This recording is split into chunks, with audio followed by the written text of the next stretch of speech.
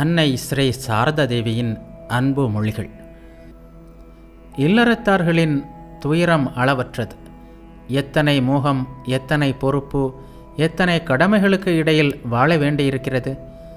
ஒரு கையால் பகவானை பிடித்துக்கொள், மறு கையால் குடும்ப கடமைகளை செய் என்று குருதேவர் கூறுவதை அமுத மொழியில் படிக்கவில்லையா? அவர் அந்தர்யாமி, அனைவரின் இதயத்திலும் அவர் எப்போதும் இருக்கிறார்.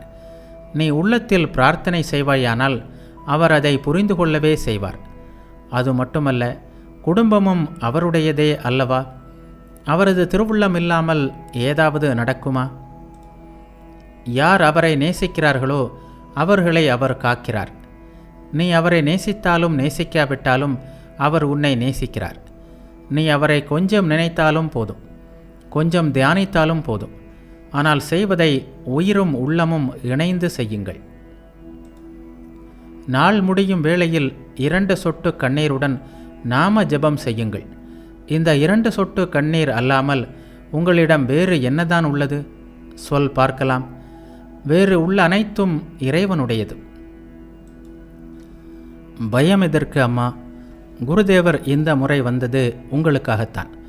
நீங்கள் பகவானை பெறுவதற்கு இந்த சுலபமான பாதையை காட்டி சென்றுள்ளார் அவர். பகவானை நேசிப்பதற்கு குழந்தைகளுக்கு கற்றுக்கொடு. பகவான் என்னுடையவர் என்ற எண்ணத்துடன் அவரை நேசிப்பதற்கு குழந்தைகள் கற்றுக்கொள்ளட்டும். முற்பிறவி வினைகளின் பயனையும் கொண்டுதானே பூமியில் ஒவ்வொருவனும் பிறக்கிறான். அதனால்தான் சிலர் சிறுவயதிலிருந்தே இறைவனை நேசிப்பதை காண்கிறோம். சிலர் வளர்ந்த பிறகு வழி தவறி போகலாம். எல்லாம் சொந்த வினைப்பயன். வினைப்பயனை அனுபவித்தேயாக வேண்டும். ஆனால் கால் துண்டாக போக வேண்டும் என்று ஒருவனுக்கு விதி இருப்பதாக வைத்துக்கொள்வோம். பகவானின் நாமத்தை ஜெபிப்பதால் காலில் ஒரு முள் தைப்பதோடு அவன் தப்பித்து விட நேரலாம்.